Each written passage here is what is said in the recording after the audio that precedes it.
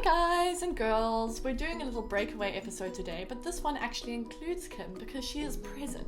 She's not in Bali, Turkey, wherever, she's here. She's in my new podcast room, which isn't quite ready. We still have bikes, and of course we've got our washing, which is a classic one hanging. That's the setting. What I wanted to do today was ask you a few questions around your past dating experiences. We don't know where this is going to go. We don't have a theme, we don't have tips, we don't have tricks up our sleeves here. We're just going to get to know you a bit better. So I'm going to start off with, what's the longest relationship you've been in? The longest relationship I've been in was 5 years ago. It was about a year and 8 months. And prior to that was also a year. So I haven't really progressed past the 2-year mark. Okay. Yeah. 20 was when I broke up with the last long-termer. Mm-hmm. And 21 is when I kind of overlapped to start a new relationship. So it was an overlap relationships igniter. I broke up with the first guy who was phenomenal. He was so focused on marriage, and I was 21 and I was about like party life, and I was a bit of a hooligan. We were on just completely different paths, and the thought of marriage just scared the living shit out of me. Yeah, that's really not on your radar when you're 21. He's now married. Okay. Yeah.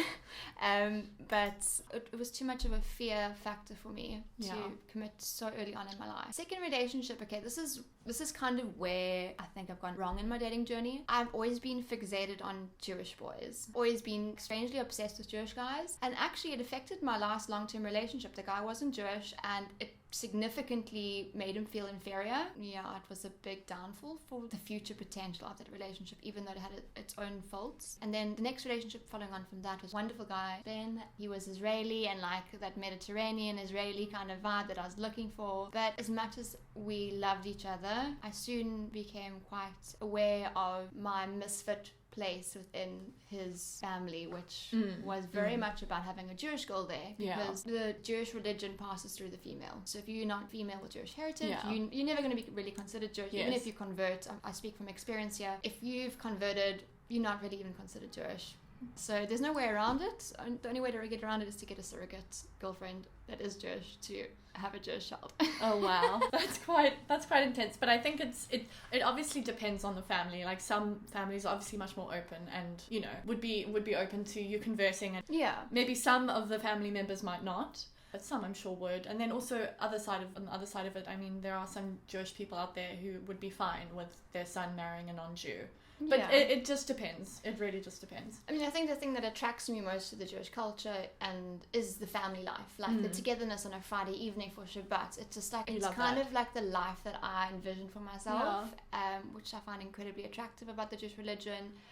Would you ever consider converting just for yourself? So I have looked at it 3 times. When I was 10 years old, I wrote to the Beth Din to try convert. I was very young, and my mom was like, "What is wrong with my child? Why does she want to convert?" I was like, "Mom, it's obviously just your calling, Mom, for Christmas, can I please have a mug and David and a Torah?" And she's like, "Oh God, okay." That's what really attracts me, is the family, like, building blocks. Other than that, they actually got a lot of chutzpah, which is like this charisma and like this energetic type of, I don't know, they're just so confident in themselves. I think it's from over mothering. Yeah, maybe, perhaps. But you're obviously just drawn to it. Yeah. And so since then, have you found that if somebody isn't Jewish, you're sort of like, well... Originally I was. Like, I had a big changing point after trying to convert this on the third account. I realized like I must just follow my own building blocks, and whether I want to accumulate a bit of the Judaism type of influence into my own setup, because I'm more spiritual now than I am religious. Okay. So I've brought in different aspects of what I think is a good like foundational building block for my future potential family, or whatever the case may be. Okay. So how many people have you dated? And I'm saying for a considerable amount of time. So like, a couple months to almost 2 years. Can you count? Probably under 10. Okay. So they've been short stints. I think I've fallen in love maybe twice. Yeah, that was going to be my next question. Like, have you fallen in love, like properly in love? I did. I think on the longer relationships I did. I just think I was in the wrong phase of my life, and I did fall in love. I've got a huge heart. Well, we know that. I give everything I can to the relationship. So 10 people, let's say, 10 guys. What generally happened? Like, what broke the relationship, and who usually broke up with who? Oh gosh. I mean, obviously each of them would be individual, and we don't need to go into like every single person, but Was there ever like a common thread? Okay, so a lot of it was to do with Judaism. Okay, so originally breaking up with guys because they felt inferior because of my Jewish obsession.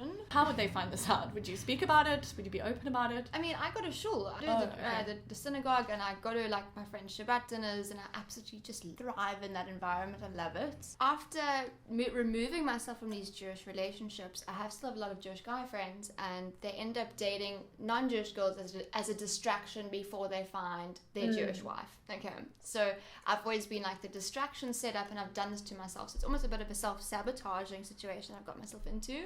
I do now value someone who's got a spiritual mindset versus a religious mindset. So aligning on that family idea, and that's how to bring everything together. Wouldn't it be amazing if you were to meet somebody who wasn't Jewish, who also liked Judaism, and the both of you were like, let's convert together and just be people that are Jewish, that aren't really Jewish, and, you know, have your babies and they can be also, like, slightly Jewish. You know, wouldn't that be the ultimate? That would actually be the ultimate. So to go to a reform shul and find someone who's actually not Jewish who wants to be Jewish, that would be like the ultimate setup. Yeah, then the other thing is to meet somebody who is Jewish but has a very open family and isn't hung up about marrying a Jewish person. There are loads of them out there. Totally. Pretty much why when I moved to Cape Town I decided to go live in Sea Point. Really? I swear it was one of my biggest decision makers. That's amazing.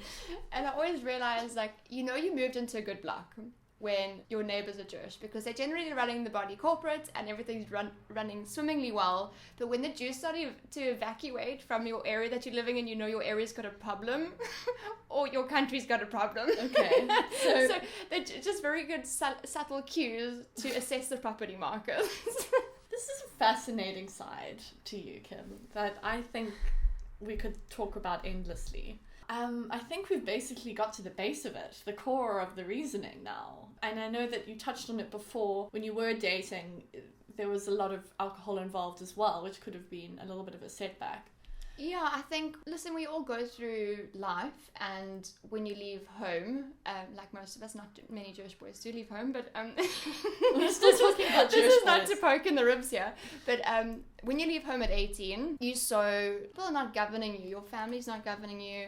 You have a life of your own, and the first thing we all gravitate towards is, well, I was a student and all the students were partying and drinking, and I just got caught up in this loop of a lot of alcohol and partying, and I think I was a party hooligan socialite, and that was my life for the first few years of leaving home. And it's hard to obviously sustain deep connections with people if you're constantly pursuing a connection with something else.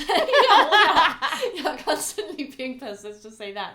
So there's a combination of that, but now you've obviously come out of that, and you know you're sober and you're open, and I think you are becoming more aware of this Jewish thing that you have previously, or you know, are still grappling with. Grappling's not the right word, but you know what I'm saying. It's I like just wasn't conscious it's of a factor, and I think now you're kind of a little bit more open to dating like everyone, and it does allow us to understand a little bit as to why things haven't, you know, you haven't met or gone out with someone for longer than 2 years, and you know, you are now almost 30 and you're still finding it difficult to find someone. So I feel like it's helped me understand a little bit more. I think it's maybe helped our listeners understand a little bit more.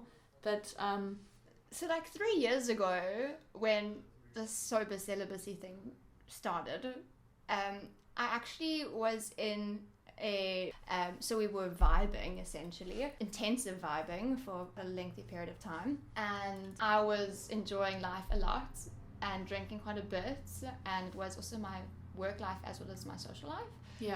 And I remember generally calling him in the morning, and he'd be like, Kim, I had this conversation with you last night, and I'd phone him, drunk dialed him, had amazing conversation, and then I completely forgot about it, and the next morning I'd have to wake up and he'd be like, you keep asking me the same questions. I'm struggling to progress with you because you're just always forgetful of these encounters that we have, and it's a bit like disheartening. And that was actually a big thing that came up for me. I was like, okay, cool. So this is obviously a problem that I acknowledge within myself. I need to make a change. And if I want to find someone decent and amazing that I can form incredible connection with, that's deep and meaningful, I do maybe need to eliminate a few elements in my life to move 10 steps forward. Yeah. So that was one of the accounts in a previous relationship that made me really reconsider areas for improvement. Yeah. And then was this person supportive when you said you were going to change things and you were going to stop drinking, or was that something that you did later on after you'd broken up with him? Oh gosh, this relationship was incredibly intense but also toxic at the same time. Yeah. So it's probably good to... I mean, when you make such drastic changes in your life, it's hard for people to support it because it seems unrealistic. It's an unrealistic goal that people are like, oh yeah, everyone says like, I want to stop drinking. Like we said every weekend. Yeah. You know, never drinking again. This is my new life. But I went through like a radical transformation. During the last 3 years, like a lot of self-improvement, self-love, like refiguring out who I was without all the social elements and all the noise. And you started off by doing a month of yoga. That was your first thing that you dived into, because AA was just a little bit too... It was way too religious, and it was based on the Christian religion, which freaked the fuck out of me. It wasn't Jewish enough. It wasn't Jewish enough. No. So the next thing that kind of worked for me was yoga. Replacing all the social events of my life, or my weekly life, with a yoga class. So my social environment became yoga, and it was just radically transformative. I mean, it was everything that I needed to like nourish myself from like the inside out. Yes, you could go inward and deal with all those things. Totally. Because a lot of the time when you are, you turn to alcohol and things when you just want to turn the noise off. And if you don't deal with the noise and go inward and try and figure out what's wrong at the core, then it's never going to go away. Yeah, it sounds like I was a rotting apple core, but no, but I think it was amazing. I mean, I also want to talk about October that's coming up, because I know in South Africa a lot of people, we have a huge drinking culture, and around October happens and people give up drinking for the month. Some of them take it more seriously than others, but I think the two of us are a great combo to give you a sort of October survival guide, which we will give you next week. Brilliant idea. Yeah, so I will have just come off the back of a full month of sobriety, and Kim obviously has been sober for 3 years. 3 years, well done, 3 years. So we've got tons of advice. Totally. So if you need any help, we'll be there for you. And I think this has been a really interesting episode. Yeah, I hope you guys have managed to understand a little bit about like the background and maybe the you can relate to complexities. some of it. It's quite complex, but we all are. So. I'm glad we all are diverse and have many facets to us, and I think, the more you polish those windows, like I always, when I say facets, I mean like a diamond, and I don't mean it in like a egotistical or narcissistic way.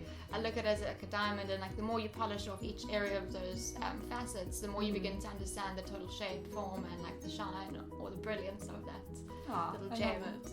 I'm just seeing that like shiny emoji, like those stars right now. Dazzling. Anyway, I hope you enjoyed listening. If you want to chat to us, email us. I never remember the email.